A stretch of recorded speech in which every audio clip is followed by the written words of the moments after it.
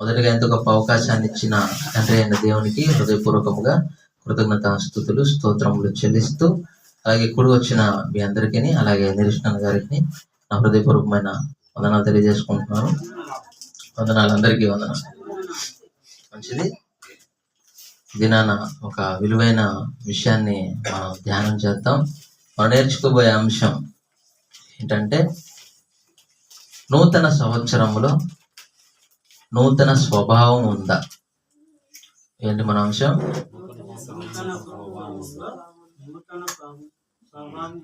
నూతన సంవత్సరంలో నూతన స్వభావం ఉందా?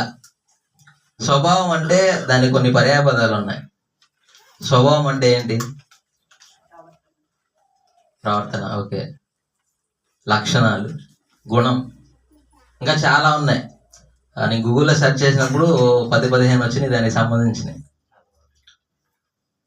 కాకపోతే ఈ నూతన సంవత్సరంలో నూతన స్వభావాన్ని కలిగి మనం ఉంటున్నామా? గమనించండి, ప్రతి ఒక్కరు కూడా ఆ పాత స్వభావాన్ని కలిగి ఈ నూతన సంవత్సరంలో కూడా అదే స్వభావం, అదే లక్షణాలని కలిగి మనం బ్రతుకుతున్నామా అనేది ఇదేనా టాపిక్లో కొన్ని విషయాల్ని మీకు తెలియజేస్తా. చూడండి, ఒక కుటుంబంలో నలుగురుంటే నలుగురు ఒకే స్వభావం కలిగి ఉంటారా? ఒకే లక్షణాలని కలిగి ఉంటారా? ఒక్కొక్కరిది ఒక్కొక్క తీరు, ఒక్కొక్కరిది ఒక్కొక్క తీరు. పిల్లలు ఒకలా ఉంటే తల్లిదండ్రులు ఒకలా ఉంటారు. చూడండి, నలుగురు ఒకే స్వభావాన్ని కలిగి ఉంటారా? కలిగి ఉండరు. ఒకే లక్షణాన్ని కూడా కలిగి ఉండరు. ఎవరి లక్షణాలు వాళ్ళవి. చూడండి, ఎవరి లక్షణాలు వాళ్ళవి. ఒక్కొక్కరికి ఒక్కొక్కటి అంటే ఇష్టం. ఒక్కో దాని మీద లక్ష్యం ఉంచుతారు. ఒక్కొక్కరు చదువుల మీద, ఒక్కొక్కరు క్రికెట్ల మీద, ఒక్కొక్కరు పని మీద, వ్యాపారం మీద. ఎవరి గోలు వాళ్ళదే, ఎవరి స్వభావం వారిదే, ఎవరి లక్షణం వారిదే. అందరూ ఒకే లక్షణం కలిగి ఉంటారా? ఉండరు. ఇప్పుడు ఈ మందిరానికి వచ్చిన మనందరం కూడా ఒకే స్వభావం కలిగి ఉన్నామా? గమనించండి, ఒకే స్వభావాన్ని కలిగి ఉన్నామా? ఉండలేము. ఒకే లక్షణాన్ని కలిగి ఉన్నామా? లేదు. ఎవరి లక్షణం వారిది, ఎవరి స్వభావం వారిదే. కానీ ఈ నూతన సంవత్సరంలో నూతన స్వభావాన్ని కలిగి ఉండాలి. అందరూ ఒకే స్వభావాన్ని కలిగి ఉండాలని దేవుడు పిలుపునిస్తున్నాడు. ఒక మాటను చూసుకొని మనం ముందుకి కొనసాగుదాం. హెస్కేలు గ్రంథం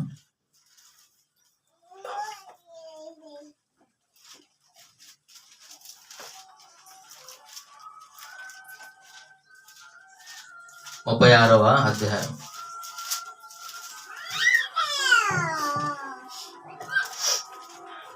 36వ అధ్యాయం 26వ వచనాన్ని చదువుదాం. నూతన హృదయము మీకు ఇచ్చేదను. చాలండి. ఏమంటున్నాడు ఇక్కడ?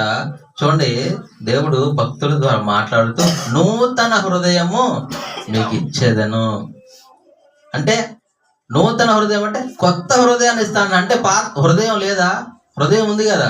ఎవరి గురించి మాట్లాడుతున్నాడు ఈ మాట అంటే, ఇశ్రాయేలు ప్రజల గురించి మాట్లాడుతూ ఉన్నాడు. అంటే వాళ్ళకి హృదయం ఎలా ఉంది? వాళ్ళది పాడైపోయింది. వాళ్ళ హృదయం పాడైపోయింది. మొదట్లో ఎలా ఉన్నారు వాళ్ళు? చాలా బాధలు అన్ని అనుభవిస్తూ ఉన్నప్పుడు దేవుడు వారిని చూసి వాళ్ళని విడిపించి వాళ్ళకి అంతా మంచిగా చేశాడు. అయినప్పటికీ వాళ్ళ హృదయం ఎలాగైపోయింది? కఠినం అయిపోయింది. వాళ్ళ హృదయం పాడైపోయింది. వాళ్ళ హృదయం పాడైపోయింది కాబట్టే దేవుడు మాట్లాడుతూ నూతన హృదయాన్ని మీకు ఇస్తానంటున్నాడు.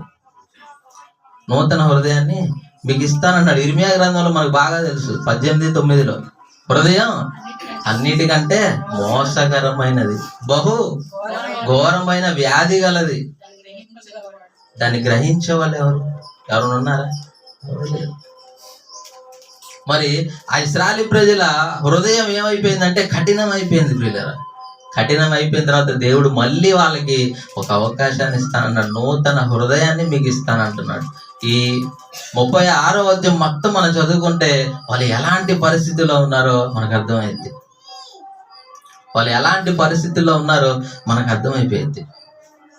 ఎలాంటి హృదయం కలిగి ఉన్నారో ఈ 36వ అధ్యాయాన్ని అంతగా మనం చదువుకుంటే ప్రియులారా, అసలు ఒక్కొక్కటి చదువుతా ఉంటే వాళ్ళు ఎంతగా అయిపోయారా, వాళ్ళ హృదయం ఎంత కఠినంగా మారిపోయిందా అనేది మనకు బాగా అర్థమైపోయింది. అందుకే వాళ్ళ గురించి తెలియజేస్తూ నూతన హృదయాన్ని మీకు ఇస్తాను. వాళ్ళ హృదయం పాడైపోయింది. ఈ దినాల్లో కూడా చూడండి, ఎంతమంది లేరు, ఎంతమంది హృదయాలు పాడైపోయలేవు. గమనించాలి, ఎంతమంది ఈ నూతన సంవత్సరంలో కూడా ఆ పాత స్వభావాన్ని కలిగి ఇంకా ఎంతమంది జీవించట్లేదు, ఎంతమంది జీవించట్లేదు, ఎంతమంది జీవించట్లేదు. కొరింథీయులకు రాసిన పత్రికలో ఉంటది, పాతవి గతించును సమస్తము కొత్తవాయను. పాతవన్నీ గతించాలి ఇంకా. ఎందుకంటే నూతన సంవత్సరంలో అడుగు పెట్టిన మనమందరము కూడా నూతన స్వభావాన్ని కలిగి ఉండాలి. నూతన హృదయాన్ని దేవుడు ఇస్తానంటాడు, ఒక అవకాశం ఇస్తానన్నాడు మళ్ళీ మనందరికీ. కానీ మనుషులందరూ ఎలాగైపోతున్నారంటే ప్రియులారా, ఆ పాత స్వభావాన్ని కలిగి నూతన సంవత్సరంలో కూడా బ్రతుకుతూ ఉన్నారు. చూడండి, అపోస్తుడైన పౌలు గారు ఎఫెసీలో ఉన్న సంఘంతో మాట్లాడుతూ ఒక మాటను తెలియజేస్తారు. ఆ మాటను చూద్దాం. ఎఫెసీలకు రాసిన పత్రిక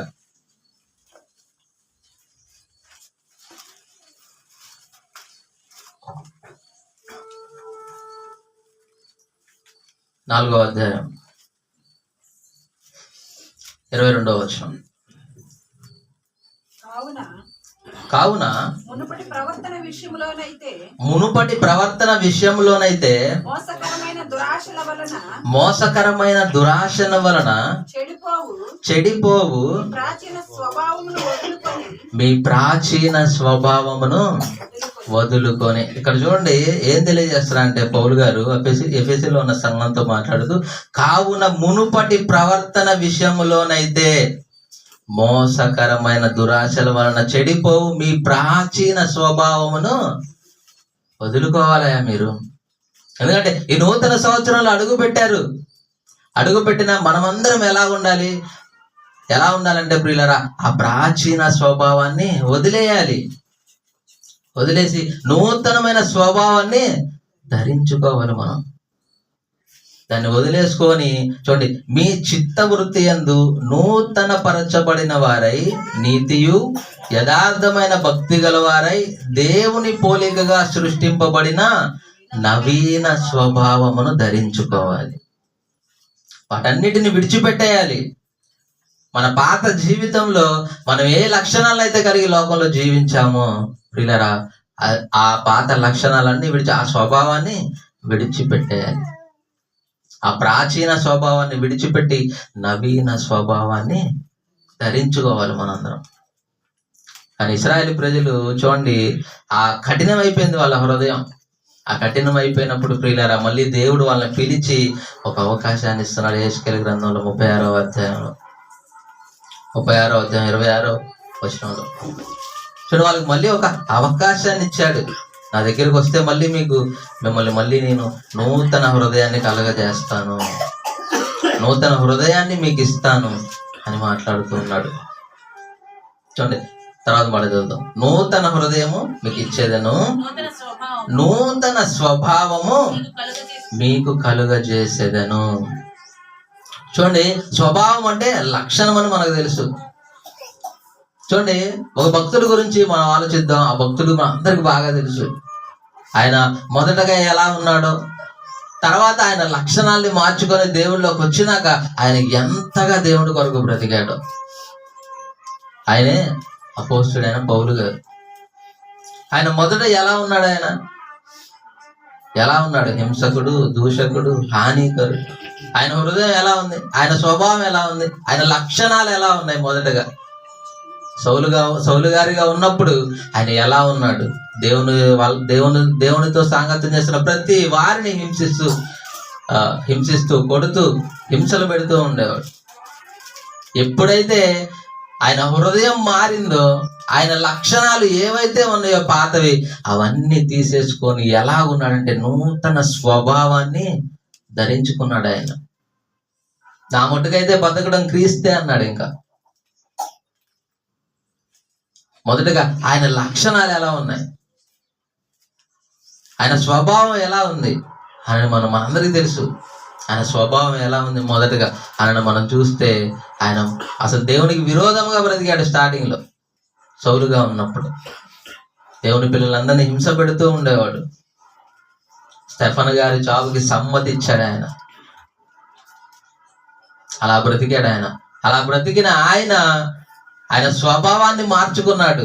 ఎప్పుడైతే యేసుక్రీస్తు ప్రభువు ఆయన దర్శించాడో అప్పుడు ఆయన స్వభావాన్ని మార్చుకొని నూతన స్వభావంలోకి వచ్చాడు ఆయన. అదే అసలు నూతన స్వభావాన్ని మీకు కలుగజేసేదను. నూతన స్వభావాన్ని ఇచ్చినాక ఆయన ఎంతగా దేవుని పరిచయంలో వాడబడ్డాడంటే అంత ఎంత కాదు. కొత్త నిబంధనలో మనందరికీ తెలిసిందే పౌలు గారి గురించి. ఆయన ఎంతగా దేవుని కొరకు బ్రతికాడు. శ్రమల్లో, నిందల్లో, అవమానాల్లో కూడా దేవుని కొరకు వెళ్ళిపోయాడు. కానీ మరి ఈ దినాల్లో నూతన స్వభావాన్ని కలిగి మనం జీవించగలుగుతున్నామా? మన పాత జీవితాన్ని అలాగే చేసుకొని ఈ నూతన సంవత్సరంలో కూడా దాన్నే ధరించుకొని మనం ముందుకు కొనసాగుతున్నాము. మనల్ని మనమే పరిశీలన చేసుకోవాలి. మనం నూతన స్వభావాన్ని కలిగి జీవిస్తున్నప్పటికీ అపవాది ఊరుకుంటాడా? ఊరుకోడు. వాడు ఎప్పుడైనా మనల్ని దేవుళ్ళలోంచి తొలగించడానికే చూస్తూ ఉంటాడు. కాబట్టి మళ్ళీ అవన్నీ కూడా మనకి గుర్తుకు వస్తూ ఉంటాయి, మన కళ్ళ ముందు పెడుతూనే ఉంటాడు. కానీ అవన్నీ జ్ఞాపకం మనకి రాకూడదు ఇంకా. ఎందుకంటే నూతన స్వభావాన్ని కలిగి ఉంటాం కాబట్టి, నూతన స్వభావాన్ని మనం కలిగి ఉంటాము కాబట్టి అవన్నీ తిరిగి మనకి జ్ఞాపకం రాకూడదు. కానీ జ్ఞాపకం చేస్తూనే ఉంటాడు ప్రతి విషయంలో. నువ్వు ఎప్పుడైతే దేవుని పనిలో ఉన్నతంగా ఎదుగుతూ ఉంటావో నిన్ను అంతగా పడేయటానికి వాడు చూస్తూ ఉంటాడు. వాడు మనల్ని పడేయటానికే చూస్తూ ఉంటాడు. ప్రియులారా గమనించండి. వాడు పడేయటానికే మనల్ని ఎక్కువగా ప్రయత్నిస్తూ ఉంటాడు. అదే పౌలు గారు గలతీలో ఉన్న సంఘంతో కూడా ఒక మాట మాట్లాడుతూ ఉంటాడు. ప్రియులారా వాళ్ళు కూడా ఎలాగైపోయారు అంటే హెచ్చరిస్తూ ఒక మాట తెలియజేస్తాడు. గలతీలో ఉన్న సంఘానికి రాస్తూ ఒక మాటను మాట్లాడతాడు. చూద్దాం ఆ మాట కూడా. గలతీలు రాసిన పత్రిక 3వ అధ్యాయం 1వ వచనాన్ని, ఓ అవివేకులైన గలతీయులారా మిమ్మును ఎవడు భ్రమ పెట్టెను. చూడండి, వాళ్ళని హెచ్చరిస్తూ వాళ్ళకు ఒక మాటను తెలియజేస్తున్నాడు. ఓ అవివేకులైన గలతీయులారా మిమ్మల్ని ఎవడు భ్రమ పెట్టెను. చూడండి, సిలువ వేయబడిన వాడైనట్లుగా యేసుక్రీస్తు మీ కన్నులు ఎదుట ప్రదర్శింపబడిను కదా. ఇది మీ వలన మాత్రమే ఇది మాత్రమే మీ వలన తెలుసుకొని కోరుచున్నాను. ధర్మశాస్త్ర సంబంధ క్రియల వలన ఆత్మను పొందితిరా, లేక విశ్వాసముతో వినుట వలన పొందితిరా?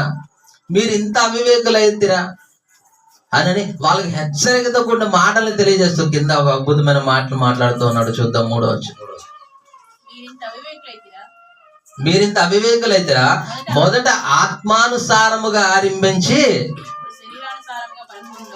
ఇప్పుడు శరీరానుసారముగా పరిపూర్ణులగుదురా. చూడండి ప్రియులారా, వాళ్ళు ఎలాగైపోయారు అంటే ప్రియులారా, వాళ్ళ స్వభావం ఎలాగుందంటే మొదట్లో బాగానే ఉన్నారు, తర్వాత ఏమైపోయిందంటే చూడండి, హెచ్చరికతో కొన్ని మాటలు మాట్లాడుతున్నారు. మొదట మీరు ఆత్మానుసారముగా ఆరంభించారు. మొదట మీ స్థితి బాగానే ఉంది, ఆత్మానుసారముగా ఆరంభించారు, మంచిగా కొనసాగుతున్నారు. కానీ ఇప్పుడు ఏమైపోయిందంటే శరీరానుసారముగా పరిపూర్ణులవుతున్నారు. మీరు. కానీ మీరు ఉండాల్సింది ఎలాగయ్యాలంటే ఆత్మానుసారులుగా ఉండాలి, ఆత్మ స్వభావం కలిగి ఉండాలి. కానీ మనుషులందరూ ఎలాగైపోతున్నారంటే మొదట అందరూ బాగానే ఆరంభిస్తారు. అందుకే ఆంధ్ర వాళ్ళ మీద ఒక బిరుదు ఉంది, ఆరంభ సూర్యులు అని. మొదట బాగా ఆరంభిస్తారు, చివరికి వచ్చేపాటికి శరీరానుసారముగా ముగిస్తూ ఉంటారు. గమనించండి. అదే పౌలు గారు మాట్లాడుతున్నాడు, ఆత్మానుసారముగా ఆరంభించి ఇప్పుడు శరీరానుసారముగా పరిపూర్ణులగుదురా అని వాళ్ళతో మాట్లాడుతూ ఉన్నాడు. ప్రియులారా, వాళ్ళతో మాట్లాడుతూ ఉన్నాడు. మరి ఈ నూతన సంవత్సరంలో మనం ఎలాంటి స్వభావాన్ని కలిగి ఉన్నాం, ఎలాంటి లక్షణాలని కలిగి ఉంటున్నాం గమనించండి. ప్రతి ఒక్కరు కూడా గమనించాలి, ఎలాంటి లక్షణాలని మనం కలిగి ఉంటున్నాం. అదే కొరింథీయులకు రాసిన మొదటి పత్రిక 2వ పత్రిక 5వ అధ్యాయం 17వ వచనంలో ఒక మాటని చూద్దాం. కాగా ఎవడైనను క్రీస్తునందున్న ఎడల వాడు నూతన సృష్టి. ఎవరి దగ్గర ఉండాలి మనం? క్రీస్తునందున్న ఎడల. పాతవన్నీ ఇంకా గతించిపోతాయి. క్రీస్తు దగ్గరికి మనం వస్తే పాతవన్నీ గతించిపోయి మనం నూతన సృష్టిగా మార్చబడతాం. అదే క్రీస్తు దగ్గరికి రాకపోతే పాతవన్నీ అలాగే ఉంటాయి. ఎప్పుడైతే నువ్వు క్రీస్తు దగ్గరకు వచ్చావో, యేసుక్రీస్తు ప్రభువుని అంగీకరించి ఆయనలో నడుస్తూ ఉన్నామో, పాతవన్నీ ఇంకా గతించిపోవాలి. కానీ చాలా మంది క్రీస్తు దగ్గరకు వచ్చినాక కూడా ఆ పాత స్వభావాన్ని కలిగి జీవిస్తున్నారు చాలా మంది. ఆ పాత స్వభావాన్ని కలిగే జీవిస్తూ ఉన్నారు ఇప్పటికీ కూడా చాలా మంది. కానీ యేసుక్రీస్తు ప్రభు వారు అంటున్నారు, చూడండి, యేసుక్రీస్తు ప్రభు వారు తెలియజేస్తున్నాడు, కాగా ఎవడైనా క్రీస్తు నందున్న ఎడల నూతన సృష్టి. ఆయన దగ్గర ఉంటేనే మనం నూతనంగా ఉండగలం. లేకపోతే మన పాత స్వభావాన్ని కలిగి ఉన్నాం అనుకుంటాం, నూతన స్వభావాన్ని కలిగి ఉన్నాం, జీవిస్తున్నాం అని అనుకుంటాం మనం. కానీ నూతన స్వభావం ఉండదు. మనం అనుకుంటాం, ఆ భ్రమలో బ్రతికేస్తాం, నూతనంగానే ఉన్నాను, నేను దేవుని పరిచయంలో ఉన్నతంగానే వాడబడుతున్నాను అని అనుకుంటాం. భ్రమపడుతూ ఉంటాం. ఎప్పుడైతే మనం క్రీస్తు ప్రభు వారి అడుగు జాడల్లో నడుస్తూ ఉంటామో మనము నూతన సృష్టి. పాతవి గతించును, ఇదిగో సమస్తము క్రొత్తవాయను. సమస్తము దేవుని వలనే. కానీ మనం అనుకుంటాం అంతా మనదే అని. నూతన సంవత్సరంలో నూతన స్వభావాన్ని కలిగి జీవించాలి. ఎందుకంటే మనకి ఎన్నో, మన పాత జీవితాన్ని అంతా దేవుడు తీసేసి నూతన స్వభావాన్ని ఇస్తానన్నప్పుడు మనం ఎలా ఉండాలి? నూతనంగా ఆరంభించాలి. ఎందుకంటే ఈ 2026వ సంవత్సరం జనవరి మాసం ముగించుకొని ఫిబ్రవరి మొదటి రోజులకు మనం వచ్చాం. నూతన సంవత్సరంలో చాలా తీర్మానాలు తీసుకున్నాం. మరి తీసుకున్న ఆ తీర్మానానికి కట్టుబడి జీవించాలి. ఆ లక్షణాలని కనబరచాలి, ఆ స్వభావాన్ని కనబరచాలి. అందుకే యెహెజ్కేలు గ్రంథంలో చెప్పాడు కదా, నూతన స్వభావాన్ని మీకు ఇచ్చేది. అంటే మన హృదయాలన్నీ పాడైపోయినాయి.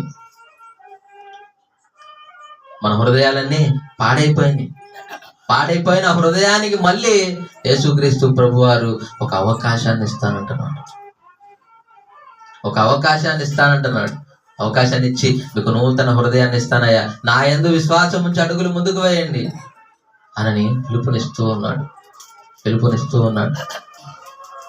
కానీ మనమందరం ఆ పిలుపుకి లోబడి ఆయన కాడికి వచ్చేవారిగా ఉన్నామా, లేక వెళ్ళిపోయేవారిగా ఉంటున్నామా? గమనించండి, ఎలా ఉంది మన స్వభావం. ఈ 2026వ సంవత్సరంలో నూతన మాసంలో అడుగుపెట్టిన మనమందరము, ఒక మాసం అయిపోయింది, అప్పుడే 2వ మాసంలోకి అడుగుపెట్టాం. మరి ఎలా ఉన్నాం? ఇప్పటి వరకు మన స్వభావం ఎలా ఉంది, మన లక్షణాలు ఎలా ఉన్నాయి అని మనల్ని మనం పరిశీలించుకోగలిగితే మనం ఇంకా పాత స్వభావంలోనే ఉన్నాము. గమనించండి, మనం ఇంకా ఆ పాత స్వభావంలోనే బ్రతుకుతూ ఉన్నామేమో. గమనించండి ప్రియులారా. కాగా క్రీస్తు నందు ఉంటేనే మనం నూతన సృష్టిగా దేవునిలో కొనసాగగలుగుతాం.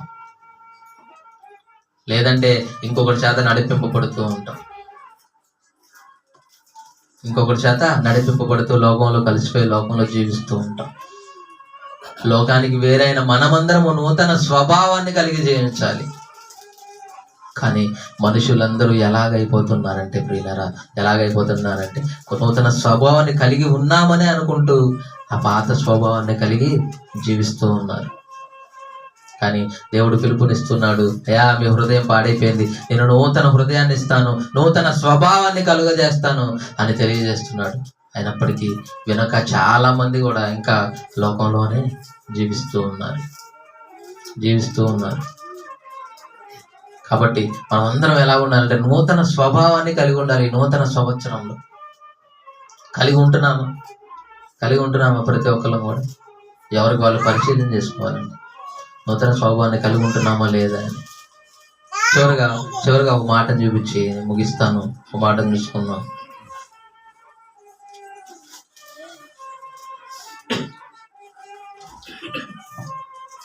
పేతురు గారు రాసిన మొదటి పత్రిక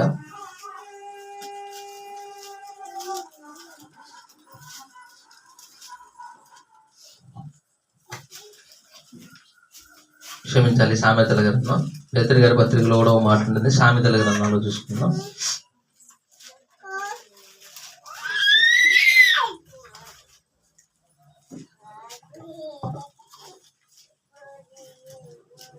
సామెతల గ్రంథం 14వ అధ్యాయం 14వ వచనాన్ని చదువుకున్నాం.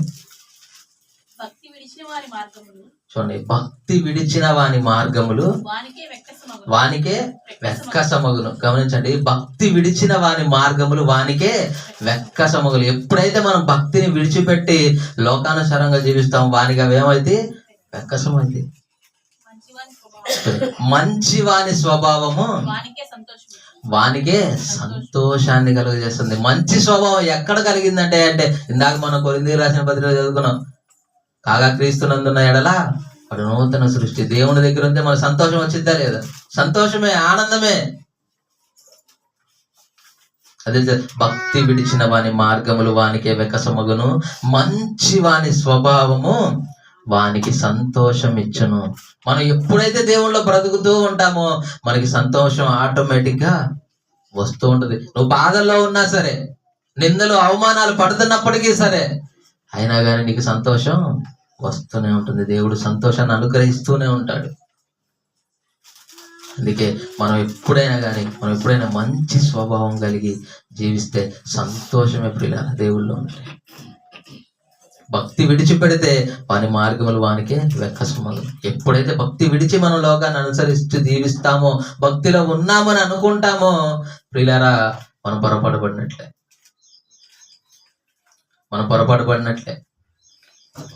అందుకే సామెతల గ్రంథంలో మాట్లాడుతూ మంచి వాని స్వభావం వానికే సంతోషాన్ని కలుగజేస్తుంది. ఈ సంతోషం వర్ణించలేనిది.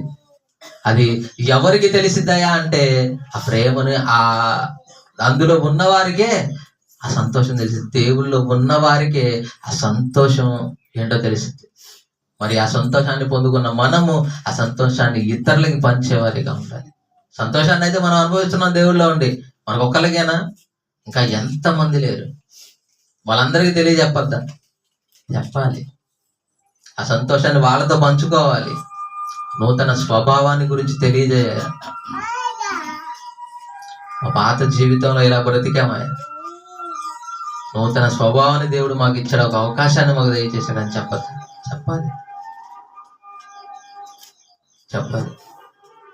చివరిగా ఇంకొక మాట, తీతుకు రాసిన పత్రిక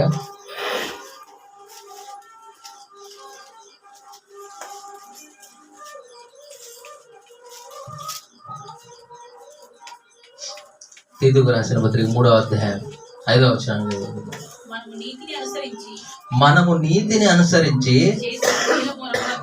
చేసిన క్రియల మూలముగా కాక తన కనికరము చొప్పుననే పునర్జన్మ సంబంధమైన స్నానము ద్వారాను పరిశుద్ధాత్మ మనము నూతన స్వభావం కలగజేయడం ద్వారాను మనలను రక్షించెను.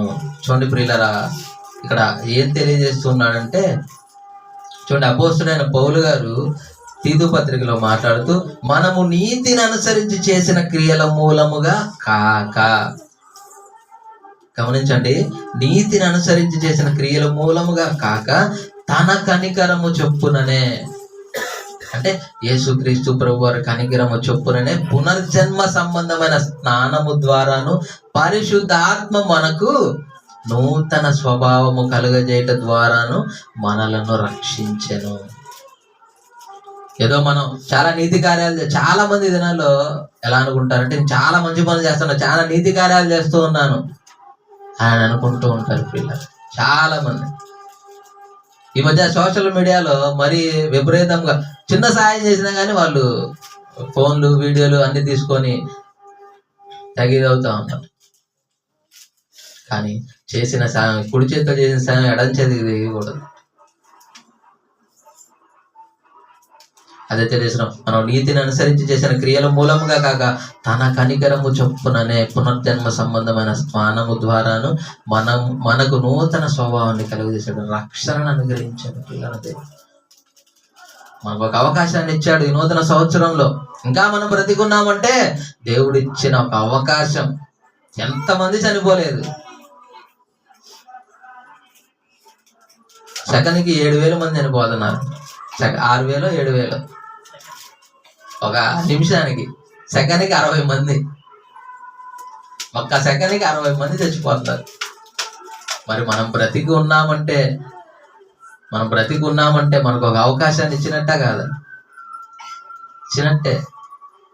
మరి ఎంతగా మనం నూతన స్వభావాన్ని కలిగి ఆయనలో బ్రతకాలి. గమనించండి. మనం ఈ దినాన్ని ఇంకా బ్రతికి ఈ రీతిగా దేవుణ్ణి ఆరాధించగలుగుతున్నామంటే ఏదో మనం చేసిన నీతి క్రియల వలన కాదు. ఆయన ఒక అవకాశం ఇచ్చాడు కాబట్టి ఇంకా మనము బ్రతికి జీవిస్తున్నాం. అదే గనక అవకాశాలు లేకపోతే ప్రియులారా ఎప్పుడో ఈ లోకాన్ని విడిచిపెట్టి వెళ్ళిపోవాల్సిన వారమే మనం అందరం. కాబట్టి ఈ నూతన సంవత్సరంలో ప్రియులారా నూతన స్వభావాన్ని కలిగి అడుగులు ముందుకు వేద్దాం. పాతది గతించిపోయింది, ఇంకా పాతది విడిచిపెట్టేద్దాం. ఈ ఫిబ్రవరి మాసం మొదటి రోజులకు మనం వచ్చాం. జనవరి మాసాన్ని ముగించుకొని మీదటైన పాతవన్నీ తీసేసుకొని నూతన స్వభావముతో మనం అడుగులు ముందుకు వేసుకుంటూ ముందుకు కొనసాగుదాం. అలా ఉంటారని మీ అందరికీ ప్రేమతో మనవి చేసుకుంటూ చిన్న మాటలు ఇస్తున్నాను. చిన్న ప్రార్థన చేసుకుంటాం.